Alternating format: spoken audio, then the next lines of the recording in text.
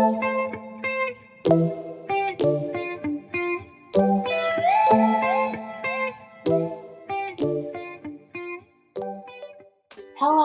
good morning, dear listeners. Welcome to our podcast, Time with Us, Stay with Us. Well, how are you? I hope you are in a good health and always happy. Firstly, let us introduce ourselves. I am Ega. I'm Tawang. Syafira. I'm Widya. I'm Timo. And me, I'm Saski. Here we will discuss an interesting topic and also relate to the condition we are currently experiencing, namely loneliness in pandemics. So, when you hear the topic of loneliness in a pandemic, do you remember when the coronavirus started to spread? This pandemic has been going on for a long time, right? Yes, that's very true. The coronavirus was first discovered in the city of Wuhan, China in 2019. But thankfully, the spread is decreasing right now. Anyway, what do you really know about the coronavirus? Okay, let me explain about it. According to World Health Organization, coronavirus is an infectious disease caused by the SARS-CoV-2 virus that causes patients to develop symptoms ranging from flu, cough to more serious symptoms. In addition, older people and those with chronic diseases such as cardiovascular disease, diabetes, chronic respiratory disease, or cancer have a higher chance to experience worse symptoms than others. It must also be remembered that this disease can be transmitted through the air, which causes this virus to spread quickly. Well, that's right. In order to minimize the spread of COVID-19, the government has also imposed a lockdown and social distancing, which is still being implemented to a certain degree. But do you feel that the pandemic makes you lonely because all of our activities are limited, including social interactions and staying at home more? Yep, I also feel the same way. Furthermore, loneliness makes me feel stressed more often than before. Look like we have been talking about loneliness all the time, but can any of you explain to me what loneliness means? Okay, let me explain. According to the search I did from Parliament and People, loneliness occurs when there is a distance or discrepancy between expectations and reality for one's social relationships. Perhaps in a simple way, loneliness can be defined as a mental state or subjective view of an individual who feel alienated from those around him. It should be underlined, guys, that loneliness is a mental state, not an objective one. For example, a person may be in a crowd but still feel lonely. Why is that so? Isn't it if we are lonely, we just need to find a friend to accompany us? It's not that simple, Timo. In fact, people who feel lonely view themselves as marginalized, left behind, or even excluded from the social relationship around them. Indeed, even loneliness is a topic in mental health discussions. This is because loneliness can cause a person to experience depression, anxiety, to suicide. But that's not all, According to Health et al., loneliness has also been linked to increased ill health, lower affluence, and even death. Wow, it surprised me that feelings of loneliness can be very harmful to us if not taken seriously. Yep, that's right. But there is still one thing associated with loneliness, namely social isolation. In contrast to loneliness, which is associated with the individual's mental state, social isolation is the objective state of the person. Then, what is the difference between loneliness and social isolation itself?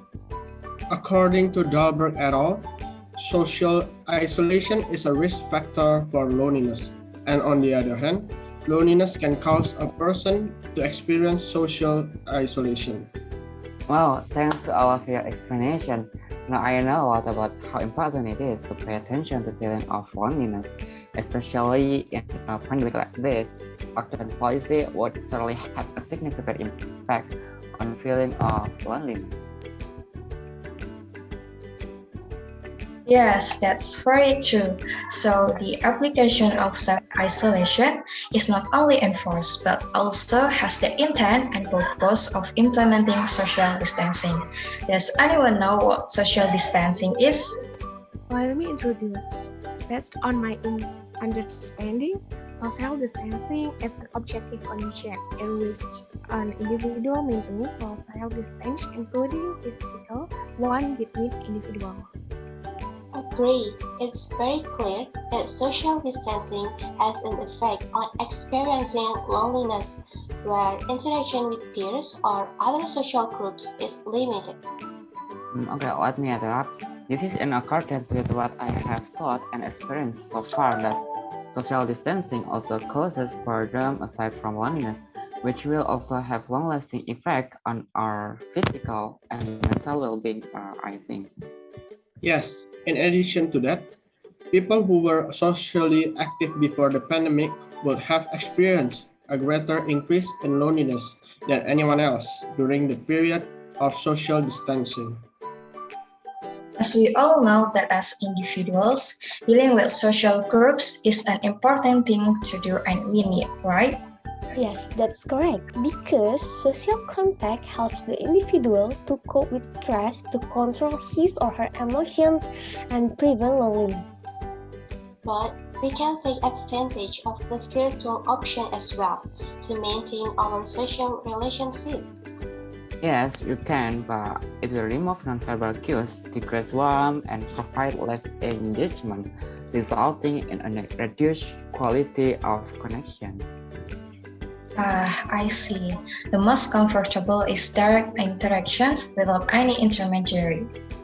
Of course, and to strengthen our argument regarding the correlation between COVID-19 and loneliness, I had read about the data on level of loneliness. According to the Office for National Statistics, before the pandemic, there were 2.6 million people who experienced loneliness, while in early November, there were 4.2 million adult people who often experience loneliness at the highest level of acute loneliness since the lockdown in March. Wow, now I know that. It turns out that the COVID-19 pandemic really has a high impact on the loneliness we experience. But don't worry, guys. For those of you who feel lonely during this pandemic, there are some things that we will share with all of you to reduce the feeling of loneliness. Yeah, very true. The first is to maintain social relationships, be it relationships with family or people around you, because family support is one of the most important things to help you reduce feelings of loneliness and increase psychological resilience. Okay, let me share too. There are many activities we can do at home with our family, such as gardening, playing games, or watching movies together with our family. It's fun. It's not only that, we can utilize technology, and technology can also help us reduce loneliness. And then with technology, you can spend time chatting with friends via chat or telephone. Well, you can also play online games and watch movies as an alternative, but don't forget your time and obligations. Overall, there are many things you can do during this pandemic in order to not feel lonely. I hope all of the activities that we mentioned can be a solution for those of you who are feeling lonely, so that your mental health can be maintained. So, keep in mind guys that loneliness during a pandemic is something that can happen to anyone. But don't worry, guys. Loneliness can be overcome with the help of technology or spending time with our loved ones so that we won't feel lonely by doing something meaningful. And we hope that what we have conveyed will be a solution to overcome feeling of loneliness during the pandemic or even post-pandemic so that people's mental health can be maintained. Wow, I can't believe we have been talking for almost 11 minutes. Maybe that's all for our podcast about loneliness during the pandemic. Thanks for listening and see you again. Bye Bye bye. bye. Bye-bye.